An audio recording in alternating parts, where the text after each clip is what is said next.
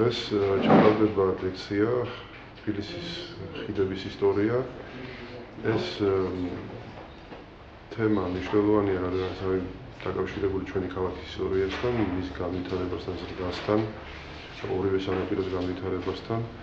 თავისთავად ეს არის ისტორია, რომელიც არის დაკავშირებული სხვადასხვა ცივილიზაციების, სხვადასხვა დროის და სხვადასხვა სამშენებლო საინჟინრო ტექნოლოგიების განვითარებასთან და მოიცავს პერიოდს ჩვენი წელთაღრიცხვით მერვე საუკუნიდან დღემდე.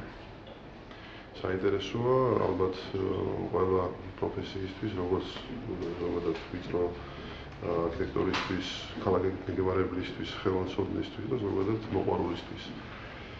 შემდეგი ლექცია ჩატარდება პარასკევს, მიეძღვნება თბილისის არქიტექტურის ისტორიას. ასევე ეს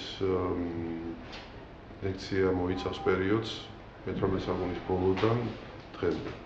და ძირითადად იქნება მე-19-20 საუკუნის დასაწყისი და ნაწილობრივ 50-60-იანი წლები.